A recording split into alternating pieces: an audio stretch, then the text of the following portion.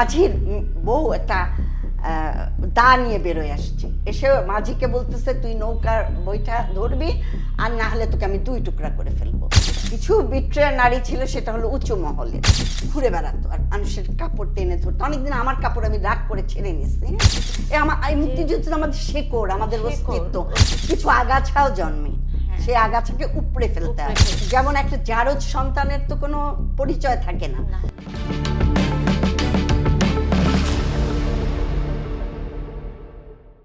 Colonel তাহেরের মা, উনি নিজের ছেলে মেয়েদের, ওনার অনেকগুলো ছেলে মেয়ে ছিল, সবাই মুক্তিযুদ্ধে পাঠিয়ে দিয়ে উনি কিন্তু মুক্তিযোদ্ধাদের জন্য ভাত রাঁধতেন, হ্যাঁ, তারপরে ওদের পোটলা বেঁধে দিয়ে দিতেন, এরকম অনেক। তারপর আরেকটা ঘটনা বলি, একদম নিম্ন শ্রেণীর সজীব ভাইদের কথা বলছি। ওনাদেরকে পাক আর্মি একবার ঘিরে ফেলছিল, ওনারা 70 থেকে 18 জন ছিল।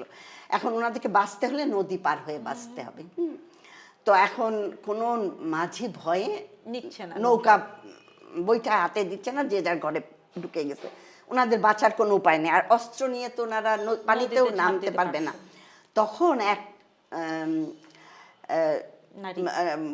ওই যে মাঝির বউ একটা দা নিয়ে বেরোয় আসছে, এসে মাঝিকে বলতেছে তুই নৌকার বইটা ধরবি, আর না হলে তোকে আমি 2 টুকরা করে ফেলবো।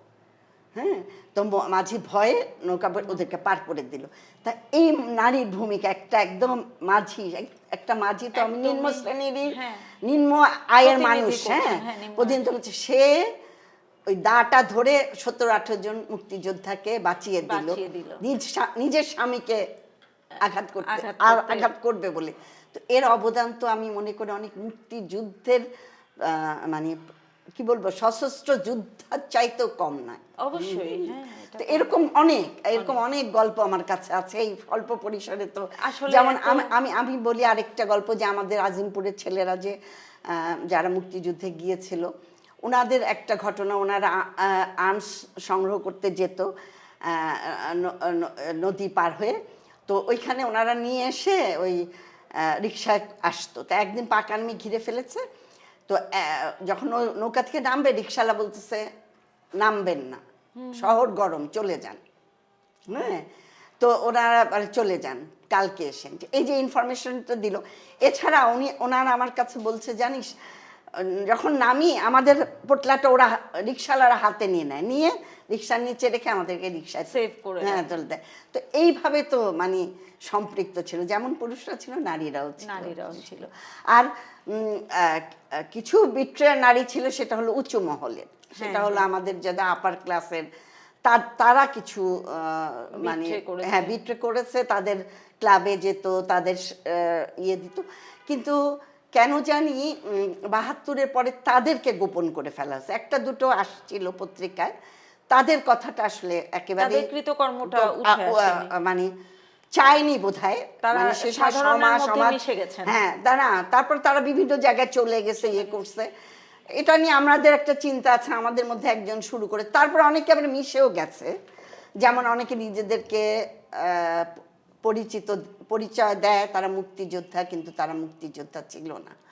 যুদ্ধ শিশুদের নিয়ে তো ওইভাবে মানে তখন দেখেছি, হ্যাঁ, যেমন আমি একজন বীরাঙ্গনাকেও দেখেছি, আমি তাকে দিয়ে একটা কবিতাও লিখেছিলাম। সে তখন তো ছোট ছিলাম, উপলব্ধি তো সেই রকম ছিল না। 16 বছর বয়সের কি উপলব্ধি।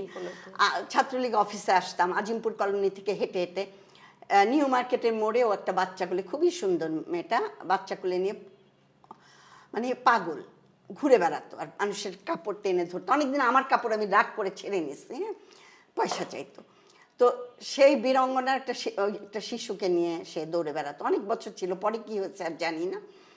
তো তাকে আমি দেখেছি, হ্যাঁ। তারপরে তখন তো আমাদের চেয়ে অনেক, আমাদের মা খালার পর্যায়ে যেমন তাদের নিয়ে বঙ্গবন্ধু কাজটা শুরু করছিলেন, তো তাদের সম্পর্কে তো তখন অত জানা হয়নি। কিন্তু যখন আমার পরিণত বয়স হলো, তাদের ওই দৃশ্য আমার চোখে ভাসলো, তাদের কথা ভাবতে থাকলাম, তখন আমি তাদেরকে নিয়ে বিভিন্ন জনের অনুসন্ধান ইত্যাদি নিয়ে আমি ইয়ে করলাম। তো এইবার আমরা একটা বড় কাজ করেছি, সেই বইটা বেরোচ্ছে।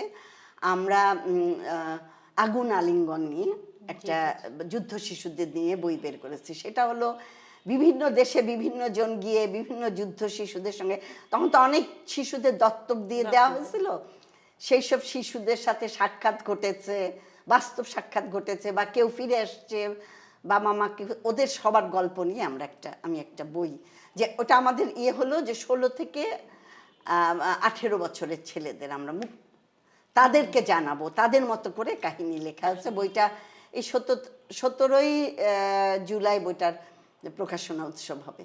আর বইটা আমরা বইও বিক্রি করেছি, কারণ আমাদের এখন তো কেউ আর মুক্তিযুদ্ধর বইয়ে ফান্ডে কোনো প্রকাশক দিচ্ছে না, আমার ফান্ড আমাদেরকে জোগাড় করতে হবে। তো আমরা ওই বই বিক্রি করে, এবং আমরা প্রত্যেকে 5-10 হাজার টাকা সহযোগিতা করে ওই কাজটা শুরু করছি। আমাদের ইচ্ছা আছে যে ওইসব বাচ্চাদের পড়িয়ে ওদের কাছ থেকে আমরা লেখা নিব, ওদেরকে আমরা সম্পৃক্ত করব, ওদের কাছে দিয়ে যাওয়ার এই উদ্যোগে এখন আমি সম্পৃক্ত হয়েছি। এটা খুবই মহৎ উদ্যোগ, এবং আমরা অনেক গল্প শুনলাম।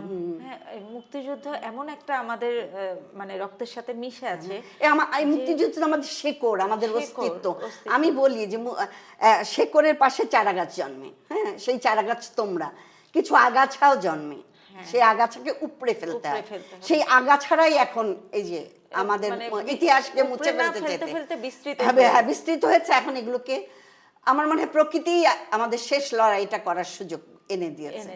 এখন এই লড়াইটা তো মানে যৌবন, যার যুদ্ধে যাওয়ার তার শ্রেষ্ঠ সময়, আমরা গাইড করতে পারবো, আমরা তোমাদের মধ্যে প্রেরণা দিতে পারবো, যুদ্ধটা তো আমাদেরকে চালিয়ে নিতে হবে। আমাদের অর্জন হচ্ছে এটাকে ধারণ করা, হ্যাঁ, সামনে নিয়ে আসা। এবং যেমন একটা জারজ সন্তানের তো কোনো পরিচয় থাকে না, তো তোমার দেশের স্বাধীনতা, তোমার জন্মধাত্রীকে যদি তুমি অস্বীকার করো, তাহলে তোমার দেশ তো জারজ হয়ে যাবে, সেই দেশ তো আর দেশ থাকবে না। তো এইটা উপলব্ধি করতে হবে যে আজকে এত সুযোগ সুবিধা, আমাদের বয়স টিচাররা কমিয়ে দিত। আমি 70 বলি, এটা আমার আসল বয়স, কিন্তু আমার সার্টিফিকেটে যে 2 বছর কম আছে। সেটা কে করেছে? আমার স্কুলের শিক্ষক। কারণ আমরা সুযোগ সুবিধা পেতাম না।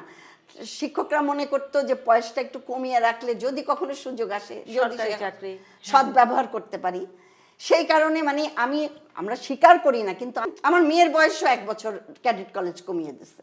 আমার মেয়ে আমাকে বলে, ইংল্যান্ডে তো তোমার প্রথম পরিচয় হলো তোমার জন্ম তারিখ আর তোমার নাম, তুমি যখনই যাবা তোমার প্রথমেই জিজ্ঞেস করবে।